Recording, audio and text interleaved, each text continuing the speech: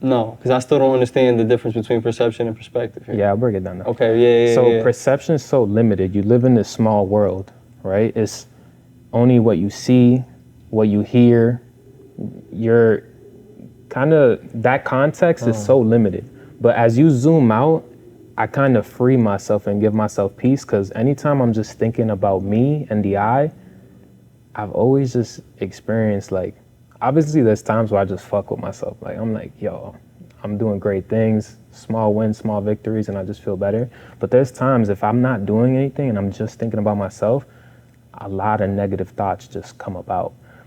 When you are able to pause, zoom out, and then consideration, somebody else's experience, somebody else's point of view. Mm-hmm. Did you hear the same thing? Did you interpret it the same way? In a conversation, I talk to a lot of people. In 3 months, I'm gonna talk to over 1,000 families. I have so many opportunities to take in. I forget about me. It doesn't matter how I feel in the moment or what I'm thinking about. If I could have this selective attention on this individual, so I'm outer intention instead of inner intention, they naturally just open up to me, and then they go from not knowing who I am, and then I'm like, because the perception of me is like, yo, this is 24-year-old.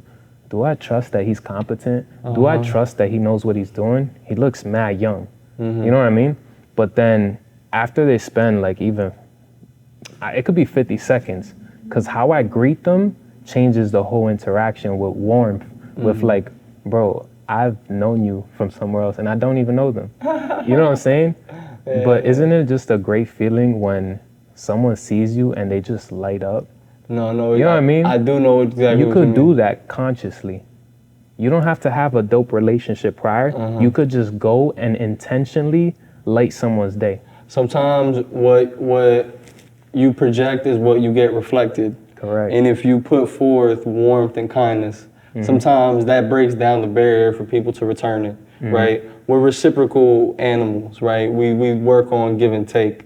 And the more we can work to initiate the give, the more we can get, right? And not just materially, but just immaterial relationship-wise. That warmth you were talking about. Bro. Energy, exactly. It's infectious. Because I wanna like pause for a second, because I wanna rephrase the perception versus perspective. I just wanna like phrase it in the way I understand it now, because I think it is genius. Is the idea of perception exists in your head, right? Even when you close your eyes, you can still perceive things, in the sense where there's still some imagination, or there's still some sensory experience. But perspective is outside of your head. Perspective is your mind and your body, where you're contextualized, where you're situated. Perspective is about vantage point. You know what I'm saying? Where you can position yourself to see something, right? And your perception will influence what it is you're seeing, but perspective determines how much you can see. You know what I'm saying? And that's when you can introduce new elements you might not have known you didn't know yet. You know what I'm saying? Because you've increased your range of vision. You know what I'm saying? If I could say something, it kind of sounds like more of a moving with a worldview than a personal view, right? It's more about being involved, right? It's more about you're in your community, right? You said pause, look out. Look out. What do you see? The bigger picture, instead of just your picture. It's not what you're painting. It's what are we painting? You know. Interesting. Can you break down a little more? What do you think is the difference between a personal view and a worldview? A personal view is what you were saying, like your perception.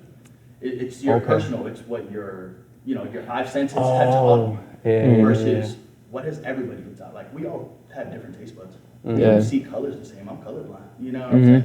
But you tell me it's red, because we agreed on that. So what are we doing as a community? Like, what's our world view?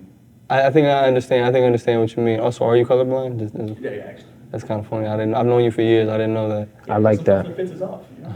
I like that. That was perfectly explained. Yeah. It's like we have such a selective focus, but now you open up your attention, your focus, and you take on a worldview, and you get so much more information and data, and then you can make more informed decisions. It's just a game changer. Plus, it works so well in sales, because when you're in front of someone and you consider their situation, we're empathic. Because like now I get to ask better questions because I'm more focused on them. I also get to see their emotions, what's relevant, what's top of mind. Because if I'm focused on myself and we're having a conversation, you said this last time, you're like, yo, I hate when I'm about to say someone and someone predicts what I'm about to say. Yeah. But bro, you just gotta understand the brain functions that way. Like my brain is gonna do that naturally. It's trying to detect patterns. So like it's gonna try to catch and identify the patterns to see if I already know what you're about to say, and if I could have a feeling, a prediction that you are gonna say what I think you're gonna say, I could just start thinking about what I'm gonna say and I generate a response. It's our brains, bro. But you might get mad at me. It's still rude. It's still rude, but that's just how my brain is. Think about how much I think it's intention. Rude on a personal level, right? Yeah. You said what I was going to say, but if you think about it, bigger picture, we had the same idea. No, because there's a further context in here. It's a matter of when someone predicts what you're gonna say and they're wrong. You know what I'm saying? But we're not derailing the conversation because what you're saying is valid though. Because what you're making is a cognitive observation, and I think that's true, right? I think on a deeper level there, I think the reason why some people are cognitively wired that way is slightly because of there's some ego going on there that impulses the brain to do that type of argumentation style rather than listen. You know what I'm saying? Listen first. That's a commitment that I've been big on. Actively listening. Yeah. A daily commitment that every time I put it to practice. Is it hard? Of course. Is it hard to actively listen? Come on, dog.